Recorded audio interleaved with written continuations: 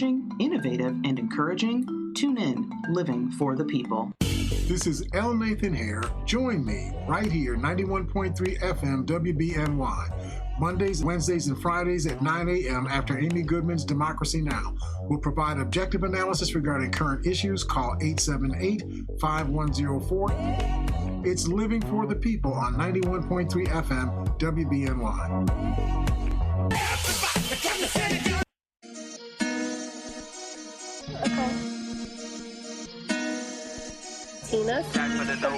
Volcanoes make history every day. Okay. Can you read it for me? Well, how do you say this one? Volcanoes make It's Friday morning, everyone. Good morning. This is another episode of Community Conversations. I'm Talia from Talia Talks, and I am super excited to be here with someone who I consider an American hero, talking about a story that is rich, part of our legacy, and the importance of democracy. Is my caller there? Okay. Your caller is here. Lesley should be on the line. Lesley, you there? I hope she's there. Hello? Let's send her a text to make sure she's with us. Lesley, you there? You there? I am. Okay, hey, how are you? What's happening? I am here. Can you hear us, Lesley? I can hear you. All right, great. Good morning. Talk to us. Hello? Hi, how are you? Yeah. Talia? Yeah? Oh, what's going on here? What is going on? All right, you guys are there. Talia, you there, right? Yep. All right, and Lesley, are you there? Oh, she's not hearing me. Lesley, are you there? Lesley, I got to turn it on there. Lesley, are you there? Lesley? I am here. She said I have the StreamYard link live. Yep. Okay. So, Lesley, you're right now with us on the radio. Everything is all set. We are live also on YouTube, so folks can hear us when you can hear us. So I think we are good. Can you hear us? Let's just confirm that before we get our conversation started.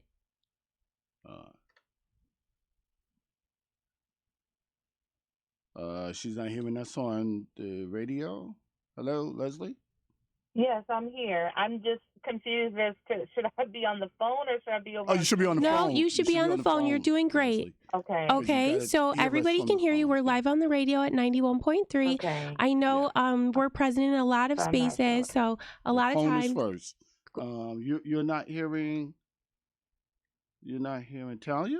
No, I think she can hear us. hearing No one's saying Talia. she can't hear. And she sent me a text just now. Says, okay, so I Yeah, have so, but hold on, I'm going to stop both of you. live. We all can hear each other. Video, but you, Okay, just let me talk. Radio, Let me talk. Let me talk. You should be hearing her and us. Maybe we should start over because I feel like I'm the host and I may have let things get away from me. So if we can recenter, I feel like everyone can hear each other.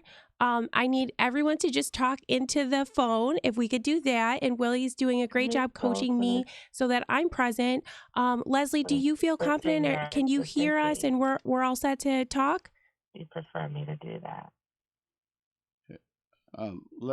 Lesley, can you hear us, Lesley? She's not hearing us. Lesley, can you hear us? Lesley, can you hear? I cannot hear. You cannot hear us on the phone? On the phone. You can't hear us on the phone talking to you? Okay. Well, you know what? Why don't we do this? Why don't we go into commercial break and let's get now. Oh, good. You can hear. Okay, perfect. All right, so everyone can hear each other. All right, so, good. That's fantastic. I am so sorry. I heard you when you said why don't we do this? I heard that, Talia. Okay. Talia, excuse me. Can you hear us? Can you hear us? I heard that. All right. So, can you hear us now, right? On the phone, right? I hear you. All right, Talia, talk. Hello? Yes. Good. Lord have mercy. Well, it's so important that I think that we be patient with each other.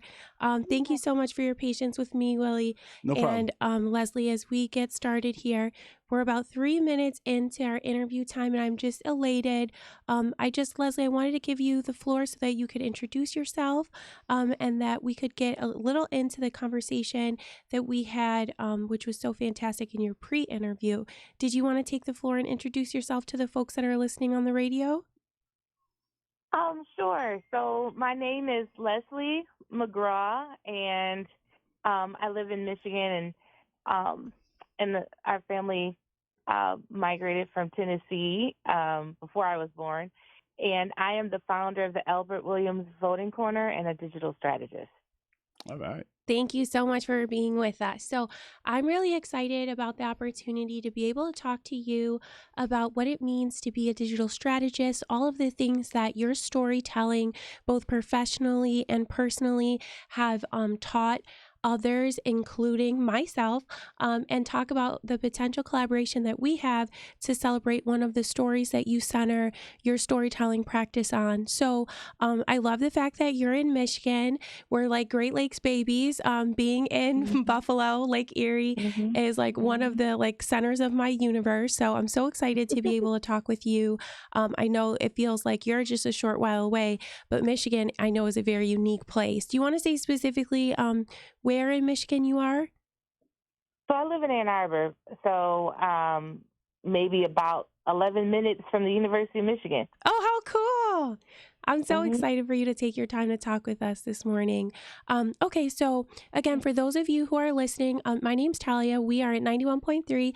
I'm here with my co-producer, Willie. We are in student-supported public radio in Buffalo, New York, and we are getting super excited to spend our Friday morning together, as we always do, celebrating leaders who represent the values of our college here at SUNY Buffalo State University. We're a university recently, Lesley, so I'm still celebrating. And right, and folks who are Yes. service oriented. So Lesley, could you say a little bit about your storytelling practice, maybe like the name of your business and stuff, and then I can say a little bit about why I was so inspired to interview you and why I'm so grateful for your time this morning. So yes, so storytelling is so I identify as a poet first, and so poetry is all about writing a story together in an abstract way, and then it's just grown up on that. I went from poetry to writing creative stories. Like when I say started, like as a child, I self-published 4 books by 6th grade. That's awesome. They weren't. I'm not saying they were good, but I was just into writing, and then later, I did student journalism, and then later, I took a break from journalism. I went back to it for a while, and so it's always about the stories of people. That's what makes it pop. So if when I wrote beat news, I would always look for, what's the story? And I'm also big on bringing the historical element into the story.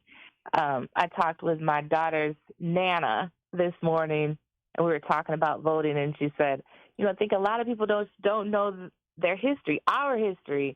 She said her dad was not a reader, and he worked in the coal mines, but he knew that a better life was on the other side of the vote. And so he said, just tell me what I got to do. If I have to put an X, a Q, or P, whatever it is, I'll do that so that I can have a vote. And we don't have that now. Mm-hmm. One of the things that you said that I think is going to stay with me, and there's been a couple things since we've been in network, but a better life is on the other side of the vote. How much of you growing your storytelling practice and deciding to be a storyteller, both professionally and in your personal and social life, was a reflection of maybe not seeing stories that inspired you or reflected your self-identity out in mainstream media? Was there someone or some moment where you were like, I want to contribute, I want to put our story out there?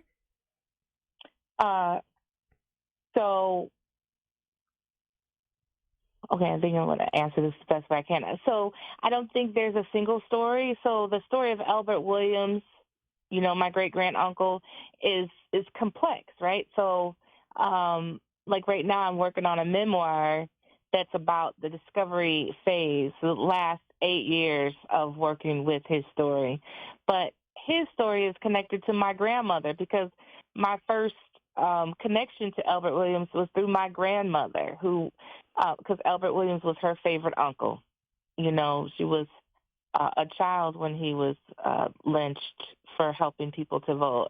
And her story is, of course, connected to my mother and my uncle's story, and it just weaves in my aunts. Like, it's so much of our story.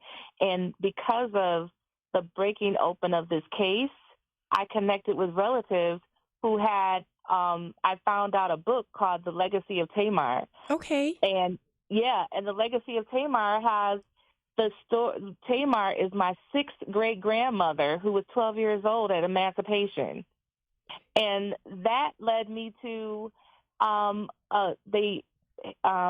there was a mention of a white slave owner, and he was a Methodist minister, and I tracked him down, and he wrote his own memoirs, and so did his father and grandfather, and it's called The Tailors in the Tabernacle. And I can identify my seventh and eighth generation back inside of their stories.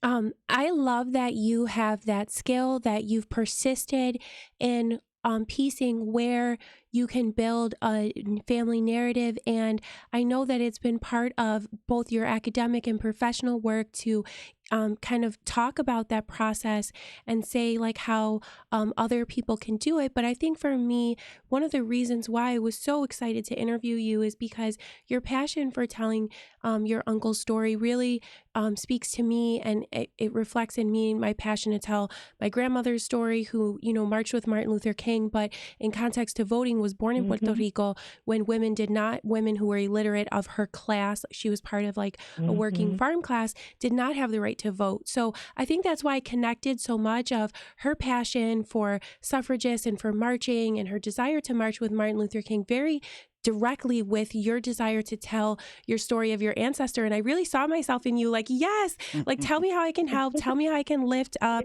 your work. Because Lesley, you have a call to action, which I think is a very powerful part of your storytelling. Do you want to talk a little bit about what your storytelling has manifested in terms of the project that you're working on? Sure. So I have a rollout plan. I always have a rollout plan. But so the first part is the voting corner, the Albert Williams voting corner. And so what that entails is civic engagement, civic education, helping people understand, that we're hiring elected officials and, and what we can expect things from them, even if we're, say, Republican or Democrat or independent. Even within there, we can still say, okay, I might be a Democrat, but I still don't like what you did or how you voted, and we can call them to task about that. And we don't have to have so many there's a lot of gatekeeping when it comes to interacting with the vote. Like, we can actually go to our state capitol and demand action. We can create our own petition. In fact, I only recently realized a regular layperson can write a bill. I mean, they'd have to have it sponsored, of course, but there's a lot that we can do. Absolutely. And I think one of your messages that I respond to so emotionally, and then after this, I'm going to pause to allow Willie the opportunity to reflect or just share what he might be feeling and processing as you're sharing. But for me, like, one of the reasons why I'm so excited about drawing a connection between SUNY's Constitution Day and Albert Williams Voter Empowerment Day is because I think the message is democracy is for regular people. Every single person that, voted to construct these big state legislature houses is part of someone's family. They were regular Americans, and regular Americans are the people who I think have the most power. And sometimes they're just like you said, there's like this messaging that maybe there's a difference between someone who is your neighbor and an elected official. And in my mind, they're one and the same. So I want to thank you again for calling us all to task as a people. And then I'm going to pause and allow Willie the opportunity to reflect or weigh in on kind of what we've shared so far. Did you want to add anything? Talia, I want to ask you a question, then I'll ask Lesley. I want to ask you a question. Explain to me, what is a regular American? What's a regular American? For me, I think that when I think about Puerto Rico, and because like I'm such a dork, I always think about statistics. So in Puerto Rico, not until the late 1960s was the more than 50% of the population in Puerto Rico enrolled in elementary school. Mm-hmm. So when I think of a regular American, or when I think of someone who I would consider a part of my community that is one that has the potential to take action, I don't always think about the archetypal example of an American hero like folks always do, you know, someone who's very well credentialed, or someone who comes from, you know, a long legacy of activism or power. I think of, you know, gente regular, like people like my grandma. She had a third grade education, Lesley. She had to leave school to work on the farm to care for her brothers and sisters, but she really believed in this democracy. And really, she believed in the idea to change. So she actually got on the bus in Harlem and went down to DC for the March on Washington with my dad. So Lesley, my dad was actually at the Martin Luther King I Have a Dream speech. And that's why I think like your family's history, like people who fought so that that opportunity could happen, I feel like it's part of my privilege, because I found so much power in her participating in that, to be able to lift that up. And what we're talking about with Mr. Williams, that occurred in the 40s, correct? 1940, June 20th, 1940. Absolutely. So just to Willie, thank you for that question. Oh yeah, and let me also ask Lesley a question. Lesley, when you was young, can you pinpoint some of the things that motivated you to do what you're doing now? Yes. So I think that I've been on a kind of a roller coaster, and there was the only thing lacking was maybe confidence, you know, in the past. Right. So when I was 18, I went to a special service at New Hope Baptist Church in Ann Arbor, which is not our church, but some of our family members went there. Right. And Jesse Jackson was speaking. Ooh. Yeah. Rainbow Coalition. Right. So he asked anybody who's not registered to vote to stand up. And I was like, and I've been 18 for 6 months, and I hadn't registered yet. Wow. And so I stood up, and I was the only person who stood up, and I was so embarrassed. And he was like, well, come up to the front. And I was like, oh, man, like, this is why you don't. This is why you don't stand up. I was so angry. Like, why did I let myself fall? I should have just sat still. And so I went up front, and he said, now, y'all ought to be ashamed of yourself, because I know she's not the only one. Oh. I really believed I was the only one. Oh. And maybe 20 other people ended up coming up. Nice. So you made the difference. Yeah. Yeah. Wonderful. And you're so brave in doing that. There's one of the reasons why I think I'll forever feel a connection with you and your storytelling, and just this desire I have to lift it up. There's a picture of you with your daughter. You were testifying, correct? And it just it reminded me so much of my grandma, because my grandma brought my dad when she went to go march with Martin Luther King. She went with her church, and I just thought that was so moving. Can you tell us a little bit about what that experience was like, and why you chose to bring your daughter when you were sharing your story in that place? Yes. So I think that was in September 2017, if I remember right, when they were talking about reopening the case for Albert Williams, and also just cold cases and civil rights cases, period. And I was one of maybe 5 people that were chosen to testify before the Tennessee legislature. So, which I can imagine is intimidating. Yeah, it's totally intimidating.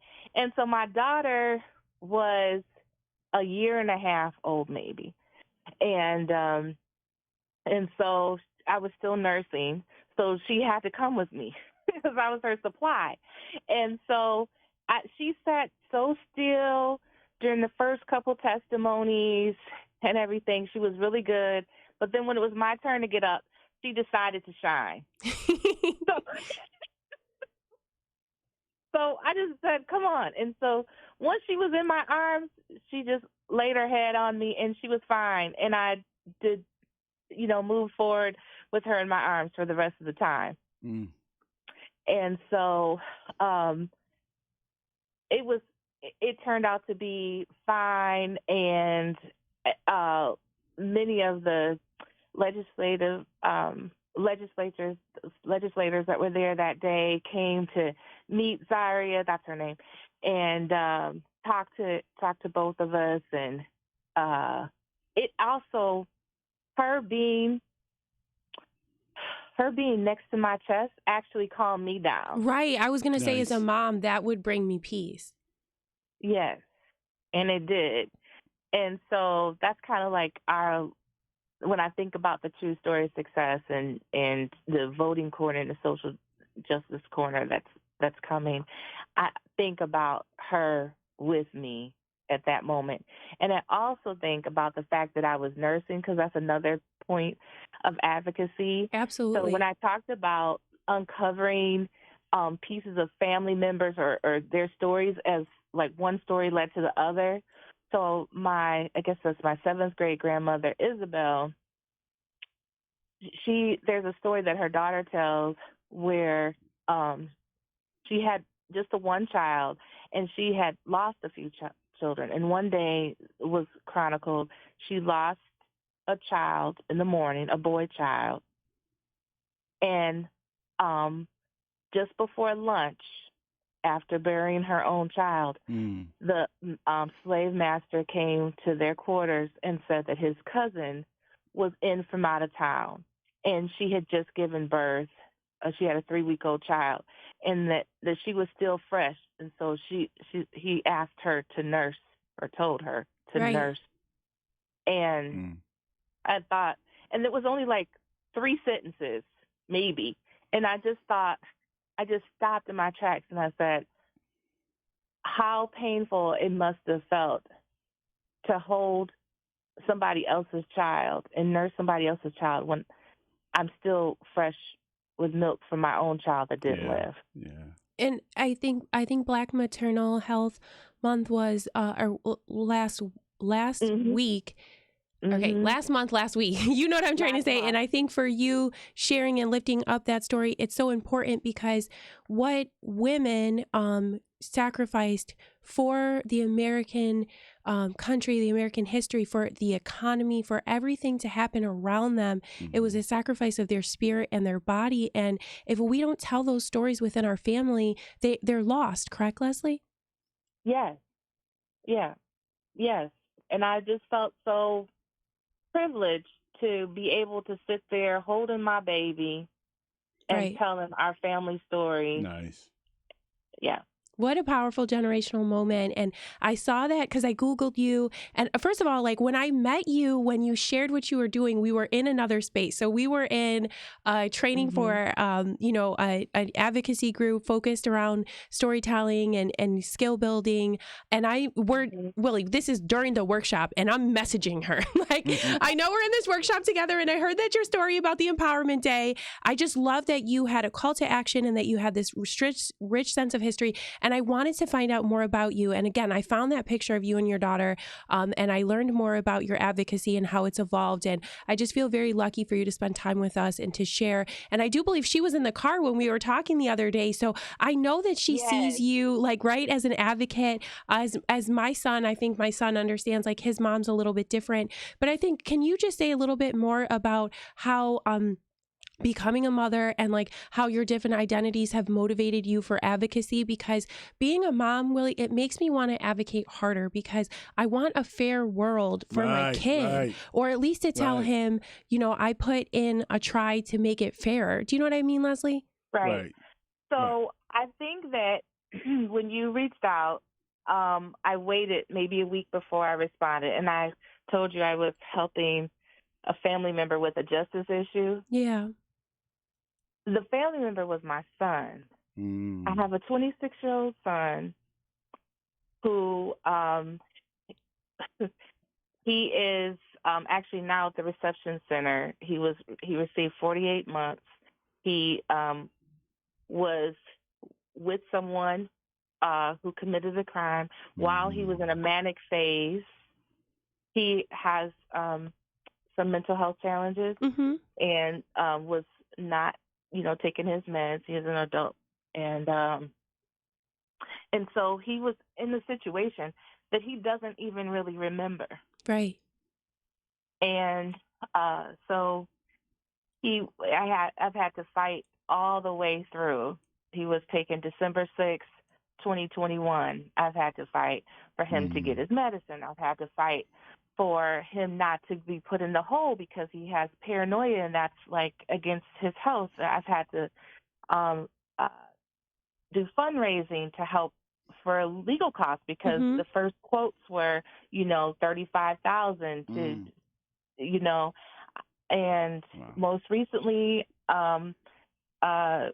pulling together information and submitted it to the courts why he can't be in like certain kind of prisons and why that should be in consideration as he was sentenced. So he was sentenced last month. And so like I said, June 1st, he went to the reception center. And so during this process, there's so many little things, I call them little, but they're not little to them, that are just wrong. Like the commissary system. The one time I had to launch an investigation on the jail because he supposedly was back talking, and so they gave him tickets and they took all that stuff, but they took even his underwear and the food and books that I had sent him and magazines, and didn't return them. Wow. Yeah. So, Lesley, I feel you, and I believe that most of the changes that's made in the world and the system, especially when they're not right, is due to our children, because mothers, fathers, everybody will do whatever it takes to make the change for the welfare of their children. I think that's what's going to make the world a better place eventually, because everybody will do whatever it takes to make it right for their children. And then I just wanted to add also, I think that it's significant to say that, on my side, you didn't share that, and I got no sense of the fact that you were processing and advocating for him in that way. You were very sweet and you had an amazing disposition focused on the history, but then also currently processing and advocating in the present. And I think that just standing, like straddling between those two worlds and, having to explain and fight and advocate in almost like both in the past and the present, because so much about, I think, your desire to tell his story is so that people are understanding that where we are as a people and as a country is based on a pattern of behavior and systems, right? And it's so hard to explain how one informs the other, but I see you really standing in the middle and doing a really good job representing other women who also have similar voices. I'm trying. Well, you're outstanding, and you're someone who's motivated me dramatically. I think the idea of pulling our history and letting it inform current action is a lot of where I want to center your championship. And I love the idea that you have a day that you've designated as a day of celebration, because, in our pre-interview, we talked a lot about the day in which Mr. Williams was taken into custody, what the energies were in the environment that day, the fight, and Joe Louis and the kind of social complexities that were layering the contemporary history at the time.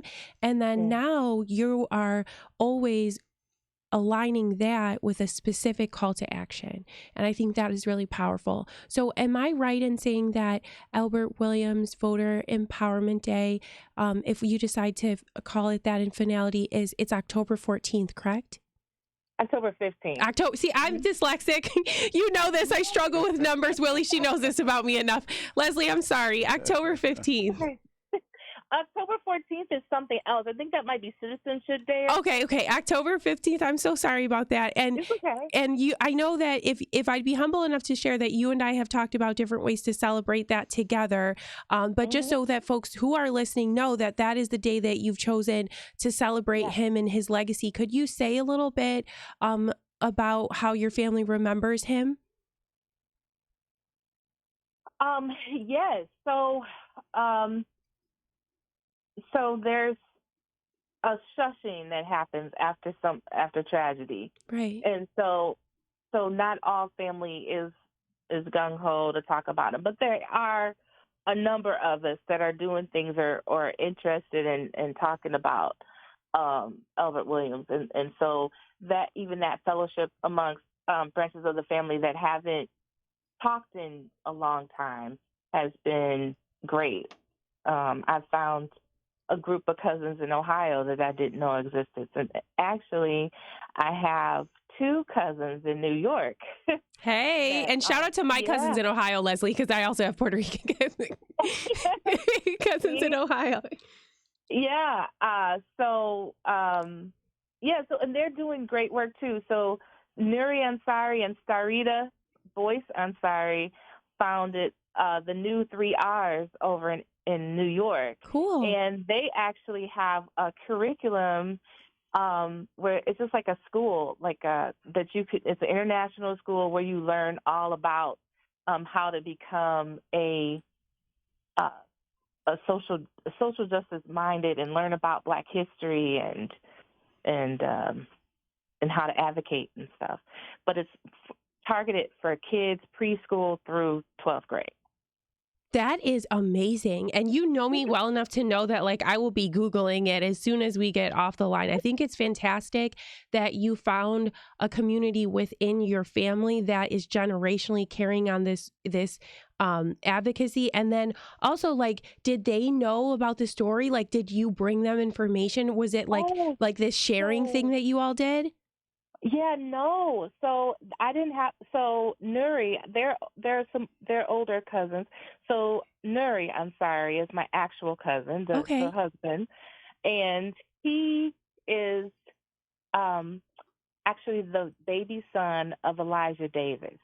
Okay. And so Elijah Davis was a cousin of ours who, so he's a cousin on one side, and then Albert Williams was a cousin on the other side, if that makes sense. And so, but they were friends.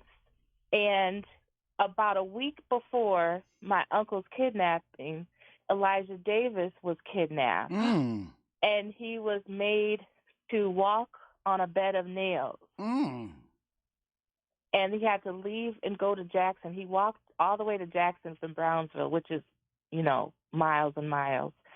And so Nuri Ansari wasn't around at the time of Albert Williams' death, but he, of course, knew his father and was there to see him have lifelong feet issues. Oh my goodness.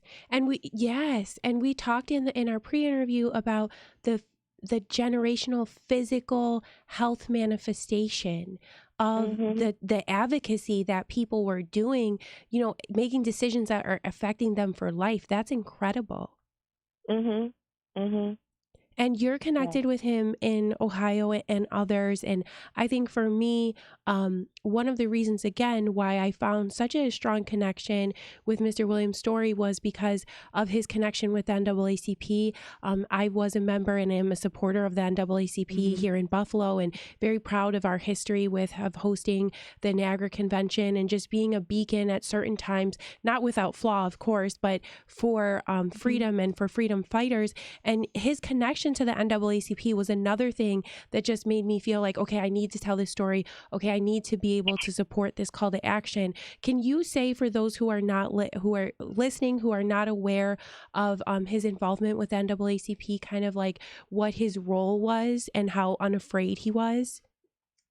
Yes. So Albert Williams and his wife Anne, Grandma called her Auntie Annie, were part of maybe 70 folks Black folks that all were in a unique position because they may not be making a lot, but they weren't sharecropping and they weren't enslaved. Right. And so they founded the first NAACP in Brownsville on March 12th, 1939. Mm.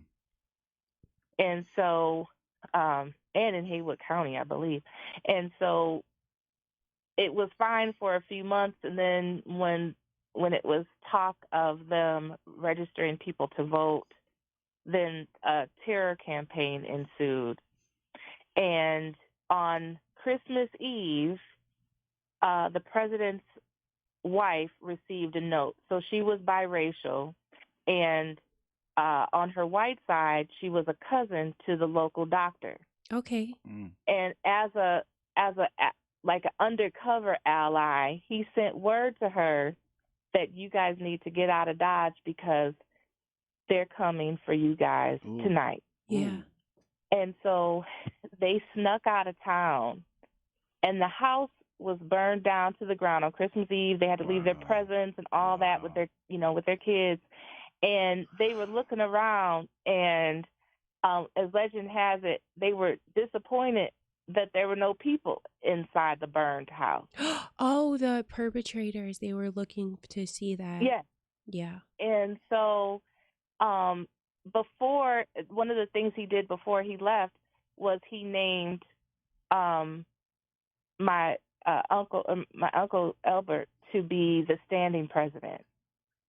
And he was a little unsure because he was, just turned 31 and one of the younger people in the group. But he said, you're young, but you're outspoken. They won't be able to intimidate you the same way. And they didn't have kids. Right. And I think that there must have been something about his personality or about because I feel like when people are outspoken in the United States, it's because they believe in the Constitution. It's because they believe in democracy and they know that they're an active part of it. So I'm sure that there was something about his personality that made the person that came before him confident that he would be able to absorb that privilege and responsibility. And he knew that he was going to basically put him in front. Mm-hmm. Well, yes. So he was just known to be dependable, and he was the fireman at the local Sunshine Laundry. And so that was a big job because it was the equivalent of a dry cleaner. And so that person had to be prompt, and they had to be there early enough to start everything for the day. Mm-hmm. He never was late. He always wore a shirt, which he just was a professional of some sorts. Very dignified. Yeah. Yes. Hey, Lesley, how many books have you written? Lesley, how much have you done? Tell us. So I'm not going to count the ones from elementary. You should. My son is an author. That counts, Lesley. Those count.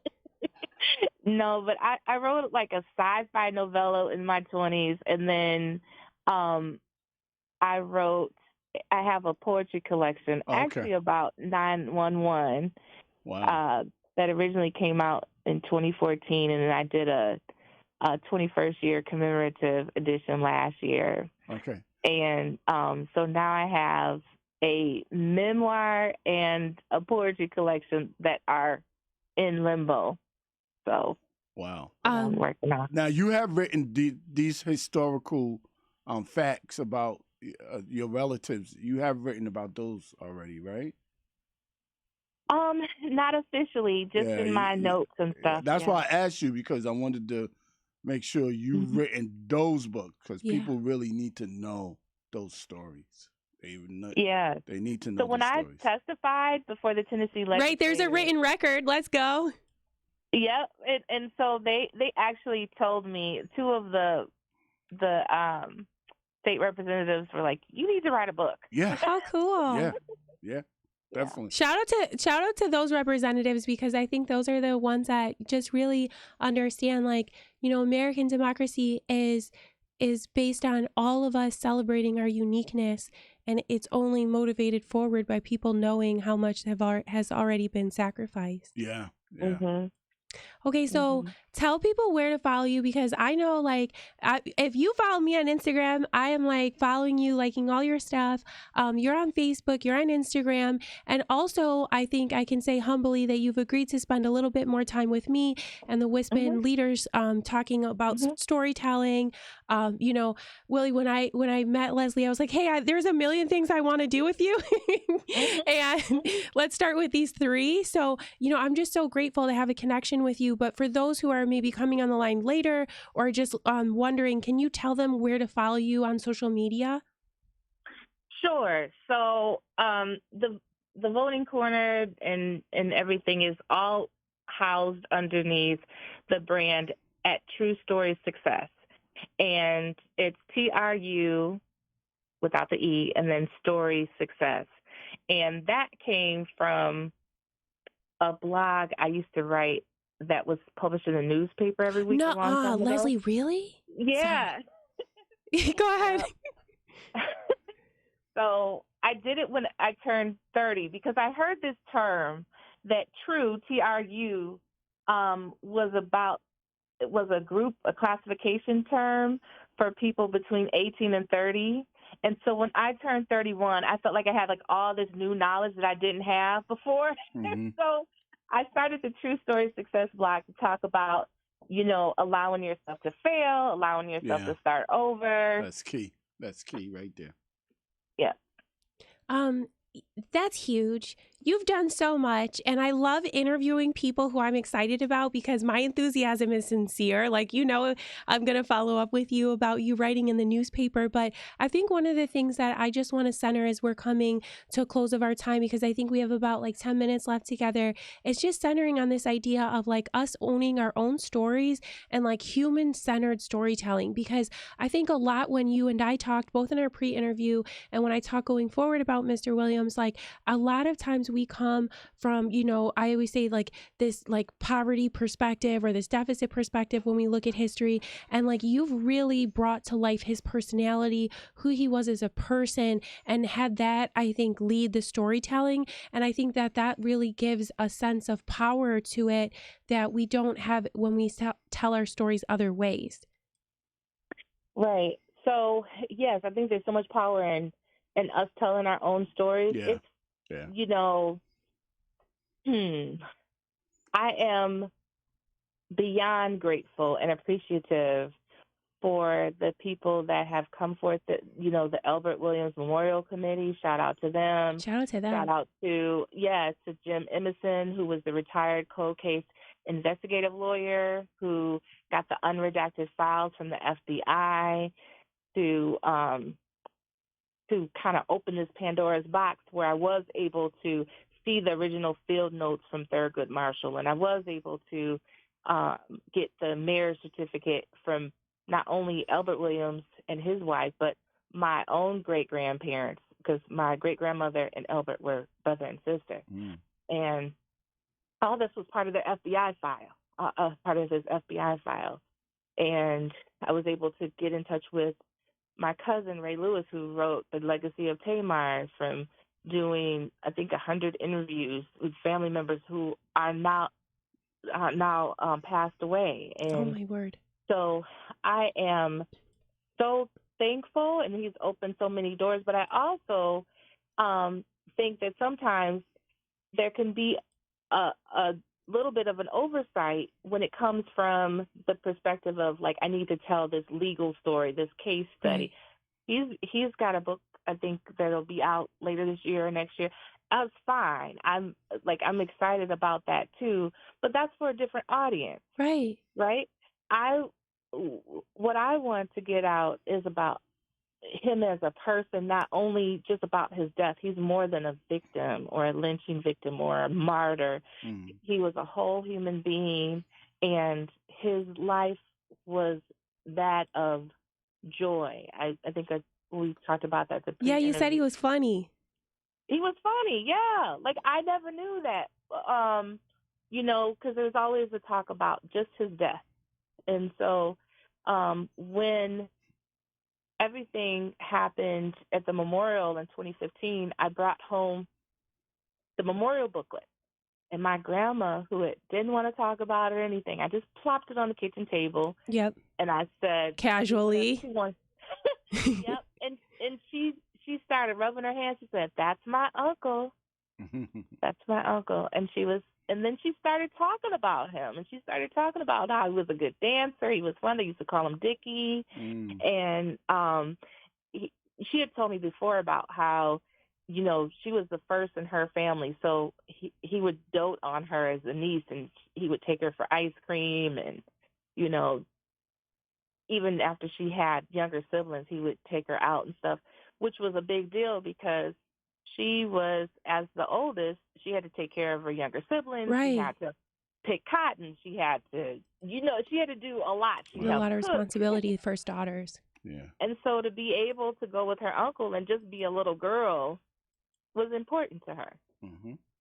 I think that so much of the message that you're sharing about your family's joy makes me want to call my neighbors and say, like, whoever that storyteller is in your family, like, celebrate them. Because like you said, like, you've had amazing relatives. I can't wait to read the book, who have written some of this information down here. We've had the Hispanic heritage culture. They have like an oral history, but oral history is so important. And I feel like, Lesley, one of the messages between our connection and what this interview really represents is like celebrating those storytellers. Because everyone's like, oh yeah, there's that one person that knows. Like, keep their number and talk to them and take that information seriously, right? Right. Yes, my grandmother was that storyteller.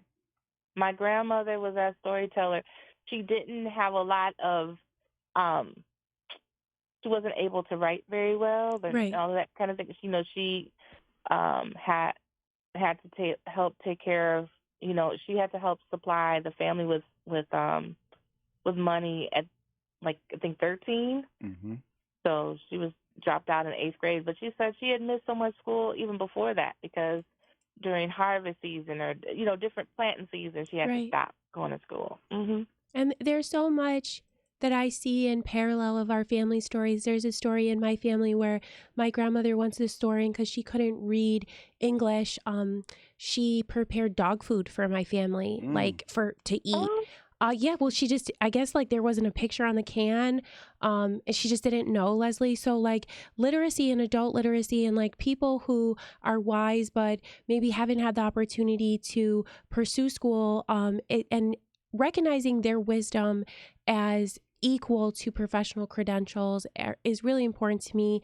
I have an education, I think Lesley, they say 0.6% of Latinas have a doctorate. So I don't know. I don't know how many of us that is nationally, but like, I try to center on like wisdom being this thing that is human centered, not degree centered or paper centered, even though here at the university, we have a history department and Africana studies department. And it's so cool to be in a place where academically that human wisdom is honored. Yes, I think it has to. We need both. Yeah, for sure. We need both. We need both. We need people that, I think about the story I was told about the babies in the river. Do you know the babies in the river story? No. So there's this, is it a sad one? No. Okay. Not at all. It's a metaphorical story. Okay. So babies are floating, like, coming down this river. And like high, like they're coming downstream really fast, and so they're like, grab the babies, and some people are grabbing the babies, and then some people are like, oh no, what are we gonna do with these babies? Who's gonna take care of the babies? And so everybody rushes to go and help take care of the babies, but then there's more babies in the river, and then another man says, hey, we've got to stop the river from.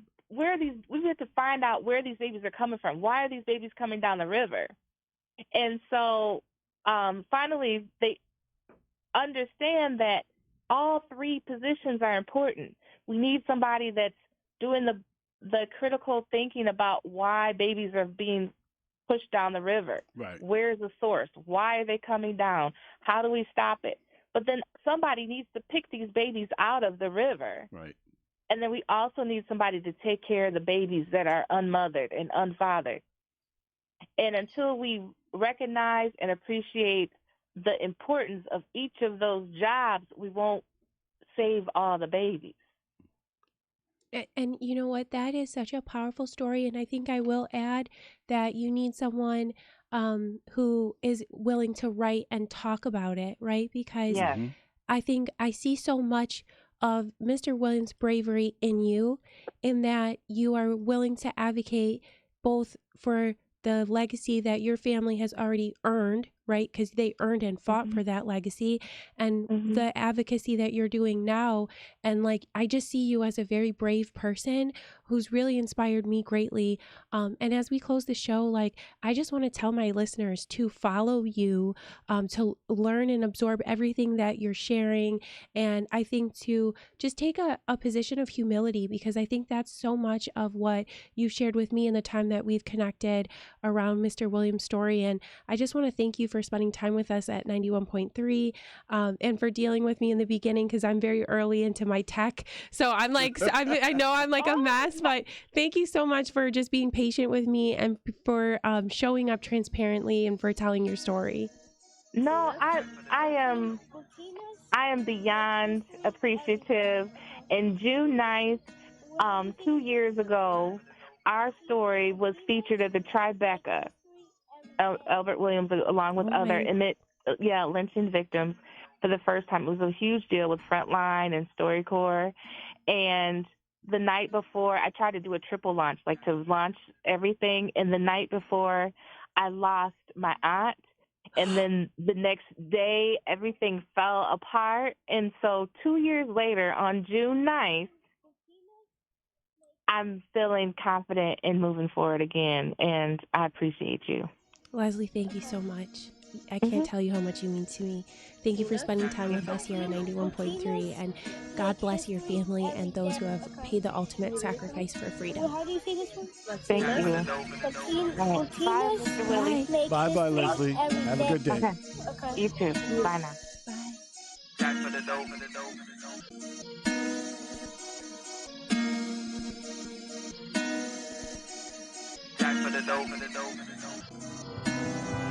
Touch down and walk through the concourse.